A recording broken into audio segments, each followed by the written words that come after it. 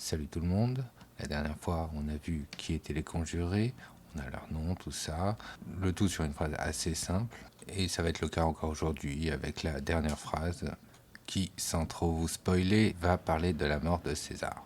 Alors, elle est assez expéditive et pas trop graphique. Cela dit, mieux vaut être prévenu parce que techniquement, il va y avoir du son. Et même s'il y a un peu un content warning général sur tout ce qui est civilisation gréco-romaine, il y a quand même des fois où c'est plus soft que les autres. Et ouais, on n'est pas forcé de s'exposer à des trucs qu'on n'a pas envie. Il se trouve que là, ça reste quand même assez central dans l'histoire de Rome. Donc voilà, et puis c'est le premier texte que j'ai fait, donc je paie un peu l'idée à la con que j'ai eue de reprendre plus ou moins depuis le début. Donc notre phrase nous dit Ergo Caesar cum senatus die inter ceteros veniset ad curiam tribus et veginti vulneribus confusus est. Dans cette phrase, on a deux verbes, la conjonction cum qu'on connaît déjà et et qu'on connaît aussi. Donc on peut découper la phrase comme ça et du coup on va faire les choses un peu différemment pour le début parce que comme vous pouvez le voir en jaune il y a les mots qu'on a déjà vus, ce qui fait qu'on devrait pouvoir les traduire assez rapidement. Ergo donc, Caesar, César, nominatif singulier, c'est le sujet de la phrase, donc César. Cum qui va avec Weni 7, qui veut donc toujours dire alors que, comme, et Weni 7 P3 singulier, subjonctif plus que parfait actif, pour il était venu, puisque c'est César, comme il était venu, que je laisse à leur place dans le texte. Senatus die, senatus génitif singulier de Sénat, die ablatif singulier de jour.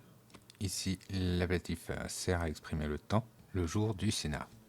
On isole inter ceteros veniset ad curiam pour un peu plus de lisibilité. Inter, préposition plus accusatif, il va avec ceteros, l'accusatif masculin pluriel. Veniset, il était venu. Ad, préposition plus accusatif, directement complété par curiam, l'accusatif singulier. Parmi tous les autres, il était venu à la curie ou vers la curie, parce que ici l'accusatif sert à exprimer le déplacement. La dernière partie, littéralement la plus violente, tribus et viginti vulneribus confusus est. Vous remarquerez que tres se décline, ici tribus ablatif neutre pluriel, alors que viginti ne se décline pas. En latin, 1, 2 et 3 s'accordent en genre, cas et nombre, et tout le reste est invariable.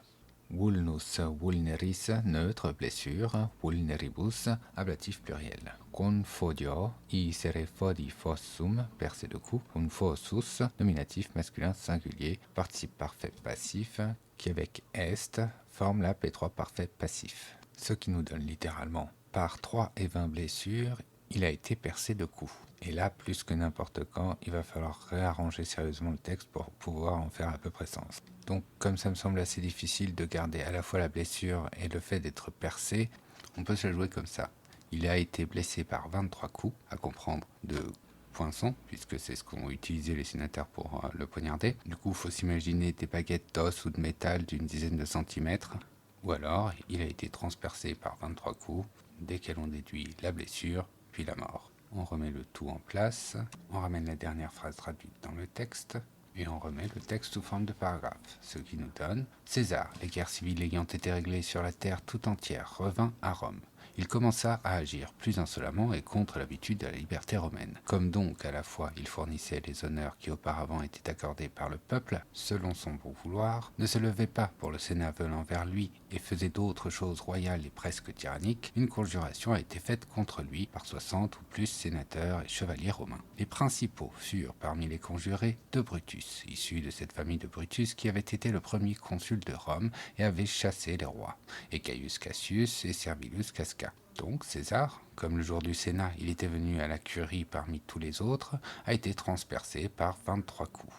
Au sortir de cet exercice, on se retrouve avec un texte français qui fait relativement sens, mais qui pourrait être encore arrangé pour être, on va dire, peut-être plus beau. Cela dit, l'exercice consiste à garder au maximum l'ordre du texte en latin. C'est pour ça que des fois on a des étrangetés qui restent. Donc à titre indicatif, je vous affiche une alternative qui me semble plus coulée en français.